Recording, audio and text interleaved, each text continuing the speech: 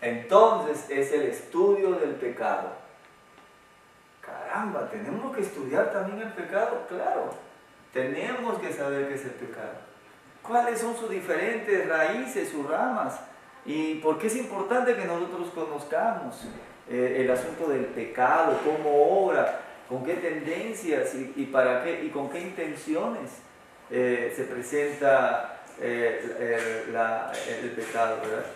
Entonces tenemos que estar muy atentos a esto y cuando llegue su momento lo vamos a estudiar. Ahora, antropología. El estudio del humano, de los animales. Exactamente, es el estudio del hombre. ¿Okay? Antropos, la palabra antropos significa hombre. Entonces, cuando hablamos de antropología, estamos hablando de el hombre, el estudio del hombre. Antropos. ¿Sí? Bien. Y también hay otra doctrina que es la soteriología. Ahora, ¿qué es soteriología? Parece, ¿verdad? Pero no tiene nada que ver con eso. No, al contrario, la palabra soteriología, vamos a ponerlo así, sotero significa salvación. Es el estudio de la salvación. Y tramposamente el mundo pagano, el mundo utiliza muchas veces estas palabras como soteriología para darle otra vuelta y creer que está hablando de los espíritus malos, los espíritus buenos.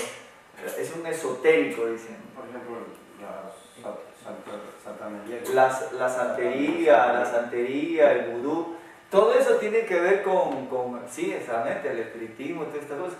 Pero no, soteriología es una palabra que me habla de la salvación. Yo tengo que entender cómo es que se produce la salvación en mi vida.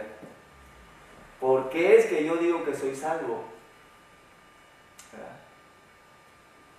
Bueno, ahora, esto sí ya lo deben conocer un poquito más. Eclesiología, ¿qué será? ¿El estudio de qué? De la iglesia. El estudio de la iglesia. ¿Bien? El estudio Que es eclesia, ¿verdad? de la iglesia, que viene del griego eclesia, ¿verdad? Eclesia, que se traduce normalmente como congregación, como asamblea, ¿verdad? Pero en este caso, Jesucristo en Mateo 16 lo va a utilizar por primera vez como iglesia en el sentido de asamblea de creyentes, en el sentido de congregación de creyentes, en el sentido de grupo de creyentes que se reúnen para alabar, glorificar y exaltar el nombre del Señor.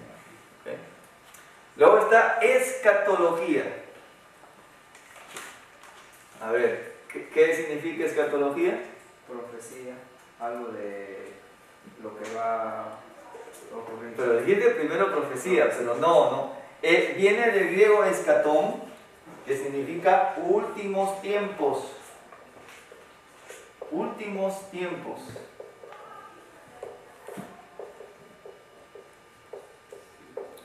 Entonces sería el estudio de los últimos tiempos, el estudio de los últimos días. Que la Biblia habla también sobre esta temática. Y ya vimos que es teología, que ya debemos recordar. ¿Qué es teología? Es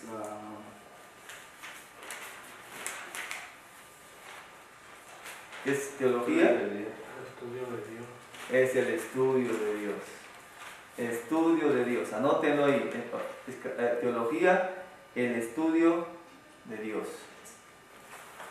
¿Bien? Ok, ahora vamos a estudiar un poquito qué es la bibliología. Vamos a comenzar con el primerito, que es bibliología. De alguna manera, durante estas 12 sesiones, son 4 sesiones, pero 12 horas de estudio, ¿verdad? Entonces vamos a ir viendo esto, más otros elementos más que les vamos a ir enriqueciendo para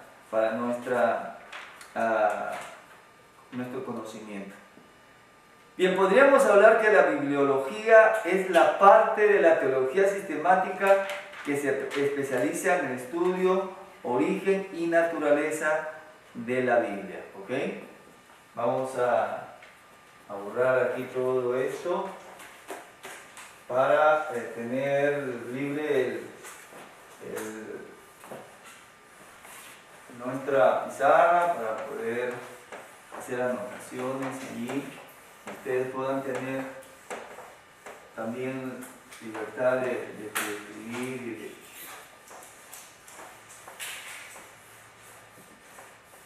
Bien.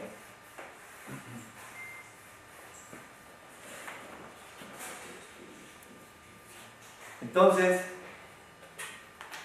repito, es la parte de la teología sistemática que se especializa en el estudio, origen y naturaleza de la Biblia. Origen y naturaleza de la Biblia.